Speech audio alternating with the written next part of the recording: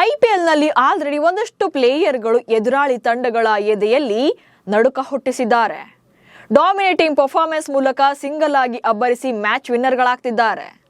ಆದರೆ ತುಂಬಾನೇ hype create ಮಾಡಿದ ಕೆಲ ಕಾಸ್ಟ್ಲಿ ಪ್ಲೇಯರ್ಗಳು ಸದ್ದೇ ಮಾಡ್ತಿಲ್ಲ. ಆರಂಭದಲ್ಲೇ back to back failure. So ಯಾವೆಲ್ಲ ಆಟಗಾರರು ಇನ್ನೂ ಕೂಡ ಸೈಲೆಂಟ್ ಆಗಿದ್ದಾರೆ, ತಂಡಕ್ಕೆ ಹೇಗೆ ಎಫೆಕ್ಟ್ ಆಗ್ತಾ ಇದೆ, ಅವರು ಪಡಿತಾ ಇರುವಂತ ಸಂಭಾವನೆ ಎಷ್ಟು ಅನ್ನೋದನ್ನ ಈ ವಿಡಿಯೋದಲ್ಲಿ ಹೇಳ್ತೇನೆ. ನಾನು ಶಾಂತ. ನೀವು ಸುದ್ದಿಯಾನದ ಸಬ್ಸ್ಕ್ರೈಬರ್ ಆಗೋದಕ್ಕೆ ಮರಿಬೇಡಿ. ಐಪಿಎಲ್ ಅನ್ನೋದೇ ಹಾಗೆ. ಡೆಬ್ಯೂ ಸೀಸನ್ ಅಲ್ಲಿ ಡೇಂಜರಸ್ ಆಗುವವರು ಇದ್ದಾರೆ. ಸಾಕಷ್ಟು ಎಕ್ಸ್ಪೀರಿಯನ್ಸ್ ಇದ್ರೂ ಕೂಡ ಸದ್ದೇ ಮಾಡದ ಸೂಪರ್ ಸ್ಟಾರ್ ಪ್ಲೇಯರ್ಗಳು ಇದ್ದಾರೆ. ಈ ಸೀಸನ್ ಅಲ್ಲಿ ಕೆಲವರು ತಮ್ಮ ಆಟದ ಮೂಲಕವೇ ಕ್ರಿಕೆಟ್ ಜಗತ್ತಿನಲ್ಲಿ ಸದ್ದು ಮಾಡ್ತಾ ಇದ್ರೆ, ಇನ್ನೂ ಕೆಲವರು ಬ್ಯಾಟ್ ಬಿಚ್ಚೋಕು ಕೂಡ ಶುರು ಮಾಡಿಲ್ಲ. ಆರಂಭದ ಪಂದ್ಯಗಳಲ್ಲೇ ಒದ್ದಾಡ್ತಿದ್ದಾರೆ. ಅವರು ತಗೊಳ್ತಾ ಇರುವಂತ ಸಂಭಾವನೆಗೂ ಎಕ್ಸ್ಪೀರಿಯನ್ಸ್ಗೂ ಪ್ರದರ್ಶನಕ್ಕೂ ಸಿಂಕೆ ಆಗ್ತಿಲ್ಲ. ಹೀಗೆ ದುಬಾರಿ ಹಣವನ್ನ ಪಡೆದು ಸೈಲೆಂಟ್ ಆಗಿರುವಂತ ಪ್ಲೇಯರ್ಗಳು ಯಾರೆಲ್ಲ ಅನ್ನೋದನ್ನ ನೋಡ್ತಾ ಹೋಗೋಣ. ಮೊದಲನೇದಾಗಿ ಸಂಜು ಸ್ಯಾಮ್ಸನ್. 2026ರ ಐಪಿಎಲ್ಗೂ ಮುನ್ನ ಸಾಕಷ್ಟು ಸದ್ದು ಮಾಡಿದಂತ ಹೆಸರು ಇದು. ಯಾಕಂದ್ರೆ ಹಲವು ವರ್ಷಗಳಿಂದ ರಾಜಸ್ಥಾನ ಪರ ಆಡಿ ಐಕಾನಿಕ್ ಪ್ಲೇಯರ್ ಆಗಿದ್ದಂತ ಸಂಜುರನ್ನ 2021ರಲ್ಲಿ ರಾಜಸ್ಥಾನ ಕ್ಯಾಪ್ಟನ್ ಕೂಡ ಮಾಡಿತ್ತು. ಆದ್ರೆ ಲಾಸ್ಟ್ ಸೀಸನ್ ಆದ್ಮೇಲೆ ಸಂಜು ಸ್ಯಾಮ್ಸನ್ ಚೆನ್ನೈ ತಂಡಕ್ಕೆ ಟ್ರೇಡ್ ಮೂಲಕ ಸೇರಿದ್ರು. ಅದು ಕೂಡ 18 ಕೋಟಿ ರೂಪಾಯಿಯನ್ನ ನೀಡಿ ಸಿಎಸ್ಕೆ ಕರೆಸಿಕೊಂಡಿತ್ತು. ಆದ್ರೆ ಅದ್ಯಾಕೋ ಏನೋ ಚೆನ್ನೈ ಪರ ಈ ಸೀಸನ್ ಅಲ್ಲಿ 3 ಮ್ಯಾಚ್ಗಳಲ್ಲೂ ಕೂಡ ಸಿಂಗಲ್ ಡಿಜಿಟ್ಗೆ ವಿಕೆಟ್ ಒಪ್ಪಿಸಿದ್ದಾರೆ.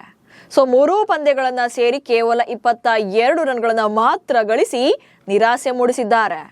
ಸಿಎಸ್ಕೆ ಪರ ಓಪನರ್ ಆಗಿ ಕಣಕ್ಕಿಳಿಯುವಂತ ಸಂಜು ಬೇಗನೆ ಔಟ್ ಆಗ್ತಾ ಇರೋದ್ರಿಂದ ನೆಕ್ಸ್ಟ್ ಬರುವಂತ ಬ್ಯಾಟರ್ಗಳು ಕೂಡ ಬೇಗನೆ ಪೆವಿಲಿಯನ್ ಸೇರ್ತಿದ್ದಾರೆ.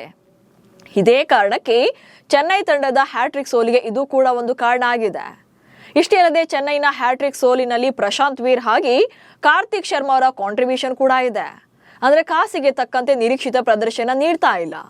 ಉತ್ತರ ಪ್ರದೇಶ ಮೂಲದ ಆಲ್ರೌಂಡರ್ ಆಗಿರುವಂತಹ ಪ್ರಶಾಂತ್ ವೀರ್ ರನ್ನ ಚೆನ್ನೈ ತಂಡ ಮಿನಿ ಹರಾಜಿನಲ್ಲಿ 14.2 ಕೋಟಿ ರೂಪಾಯಿ ನೀಡಿ ದುಬಾರಿ ಮೊತ್ತಕ್ಕೆ ಖರೀದಿ ಮಾಡಿತ್ತು. ಆದ್ರೆ 2 ಪಂದ್ಯಗಳಲ್ಲಿ ಕೇವಲ 49 ರನ್ಗಳನ್ನ ಮಾತ್ರ ಗಳಿಸಿದ್ದಾರೆ. ಸೊ ಆಲ್ರೌಂಡರ್ ಅಂತ ಇವರನ್ನ ಕನ್ಸಿಡರ್ ಮಾಡಿ ತಗೊಂಡ್ರು ಕೂಡ ಇವ್ರ ಕೈಯಿಂದ ಬೌಲಿಂಗ್ ಅನ್ನ ಮಾಡಿಸಿಲ್ಲ. ಅದು ಅಲ್ಲದೆ ರವೀಂದ್ರ ಜಡೇಜಾ ಅವರ ರಿಪ್ಲೇಸ್ ಅಂತ ಬಿಗ್ ಅಮೌಂಟ್ ಕೊಟ್ಟಿದ್ದ ಫ್ರಾಂಚೈಸಿ ಕಂಪ್ಲೀಟ್ ಆಗಿ ಫೇಲ್ಯೂರ್ ಆಗಿದೆ. ಇತ್ತ ಕಾರ್ತಿಕ್ ಶರ್ಮಾದ್ದು ಕೂಡ ಸೇಮ್ ಕಥೆ. ಉತ್ತರ ಪ್ರದೇಶದ ಆಲ್ರೌಂಡರ್ ಆಗಿರುವಂತಹ ಕಾರ್ತಿಕ್ ಶರ್ಮಾರನ್ನ ಮಿನಿ ಹರಾಜಿನಲ್ಲಿ 14.2 ಕೋಟಿ ನೀಡಿ ಖರೀದಿಯನ್ನ ಮಾಡಿದ್ರು. ಆದ್ರೆ ಈ ಸೀಸನ್ ಅಲ್ಲಿ ಇದುವರೆಗೆ 3 ಪಂದ್ಯಗಳನ್ನ ಆಡಿ ಕೇವಲ 25 ರನ್ಗಳನ್ನ ಮಾತ್ರ ಕಲೆ ಹಾಕಿದ್ದಾರೆ. ಸೊ ಇದು ಕೂಡ ಫ್ರಾಂಚೈಸಿಗೆ ದೊಡ್ಡ ಹೊಡೆತ ಆಗಿದೆ. ಬಿಗ್ ಬಜೆಟ್ ಇನ್ವೆಸ್ಟ್ ಮಾಡಿದ್ರು ಕೂಡ ಫೇಲ್ಯೂರ್ ಆಗಿದ್ದಾರೆ. ಹಾಗೆ ಈ ಸೀಸನ್ ಅಲ್ಲಿ ಮತ್ತಷ್ಟು ಹೋಪ್ ಕ್ರಿಯೇಟ್ ಮಾಡಿದಂತ ಮತ್ತೊಬ್ಬ ಆಟಗಾರ ಹಾಗೆ ದುಬಾರಿ ಪ್ಲೇಯರ್ ಅಂದ್ರೆ ಅದು ಕ್ಯಾಮರೂನ್ ಗ್ರೀನ್.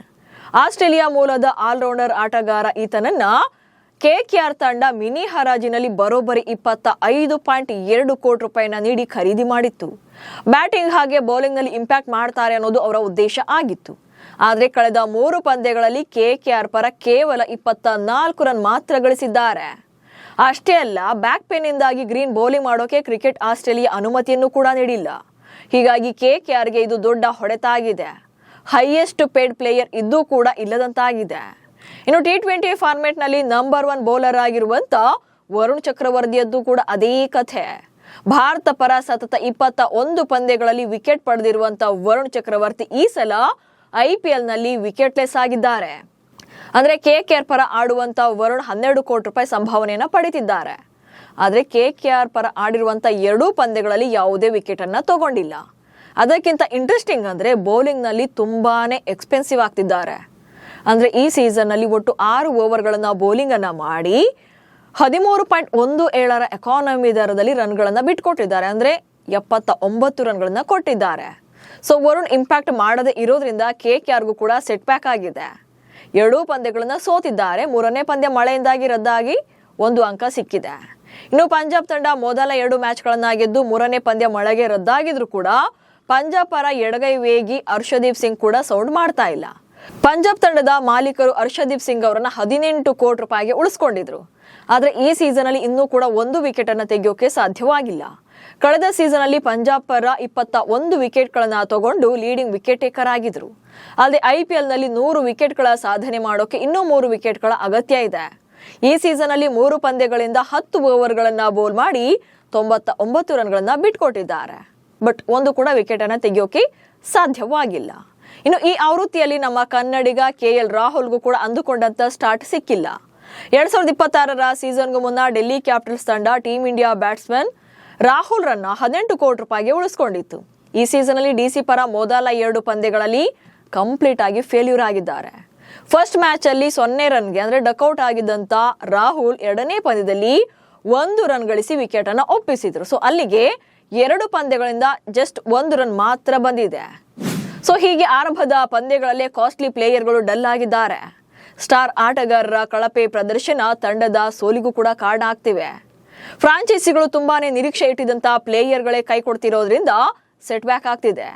ಸೊ ಮುಂದಿನ ಪಂದ್ಯಗಳಲ್ಲಿ ಇವರೆಲ್ಲ ಹೇಗೆ ಕಮ್ ಬ್ಯಾಕ್ ಮಾಡ್ತಾರೆ ಅನ್ನೋದನ್ನ ನೋಡ್ಬೇಕಾಗುತ್ತೆ. ನಮಸ್ಕಾರ.